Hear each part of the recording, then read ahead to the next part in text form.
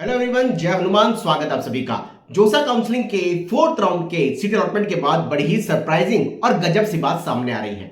क्या आप जानते हैं जोसा काउंसलिंग के फोर्थ राउंड के सीट अलॉटमेंट में हार्डली 1% बच्चे ऐसे देखने को मिले जिन्होंने टोटल मिलाकर के जोसा काउंसलिंग में 2,02,000 बच्चों ने पार्टिसिपेट किया। उसमें हार्डली 1% बच्चा ऐसा देखने को मिला जिसको नए ब्रांचेस पहली बार जोसा काउंसलिंग के अंदर अलॉट हुई हैं। यानी जिन बच्चों को फोर्थ राउंड में सीट अलॉटमेंट हुआ वो केवल टोटल बैठे हुए काउंसलिंग के अंदर पार्टिसिपेट करने वाले बच्चों का 1% बच्चा, यानी 2000 के आसपास मैक्सिममली बच्चा ऐसा दिखाई दिया जिनको जोसा काउंसलिंग में पहली बार फोर्थ राउंड के अंदर सीट का अलॉटमेंट हुआ। अब जिनको पहली बार फोर्थ राउंड में कॉलेज सीट का अलॉटमेंट हुआ उन सारे स्टूडेंट को 9 जुलाई शाम 5 बजे तक ऑनलाइन रिपोर्टिंग के सारे प्रोसेस को कंप्लीट करना है। डॉक्यूमेंट अपलोड करने हैं, स्लाइड, फ्लॉट और फीस के ऑप्शन को जाना है और फीस जमा करनी है। लेकिन वो बच्चे केवल 1% रहे, यानी अभी तक की जो एक्सपेक्टेशन ट्रेंड के हिसाब से लगाई जा रही थी उसी के अकॉर्डिंग लगभग हुआ, क्योंकि थर्ड राउंड काउंसलिंग तक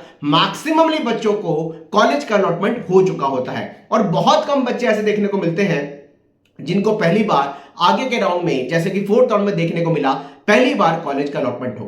अब खासकर वो बच्चे जिनको फ्लॉट और जिन्होंने स्लाइड के ऑप्शन को चूज कर रखा है उन सारे स्टूडेंट को 10 जुलाई तक फ्लॉट और स्लाइड में जो विलनेस ऑप्शन चूज किया हुआ है उसको चेंज करने का ऑप्शन दिया हुआ है। यानी सारे बच्चे जिनकी सीट वैसी की वैसी रही, बहुत बड़ी संख्या ऐसी है जिनकी वही की वही ब्रांच उनको थर्ड के बाद फोर्थ राउंड में स्टूडेंट को अलॉट कर दी गई। ये स्टूडेंट बहुत ज्यादा बल्क में है और साथ साथ अगर आपकी ब्रांच अपग्रेड भी हुई है या फिर आपको वही कॉलेज की ब्रांच अलॉट हुई है तो आप 10 जुलाई तक अपने कॉलेज के सीक्वेंस को सही तरीके से देख लें, क्योंकि भाई भाई भाई भाई अब फिफ्थ राउंड काउंसलिंग का आने वाला है और आगे के राउंड में जो बदलाव होगा वो फोर्थ के बाद फिफ्थ में हालांकि कम होगा, लेकिन फिफ्थ के बाद सिक्स राउंड, लास्ट राउंड में बहुत ज्यादा चेंजेस आने की पॉसिबिलिटी है। तो प्लीज बच्चों, आप फ्लॉट और स्लाइड के ऑप्शन पर अगर जा चुके हैं तो एक बार कॉलेज की जो मिली हुई आपकी प्रेफरेंस है उसके ऊपर के सारे कॉलेज के सारे ब्रांच को सही देख लें।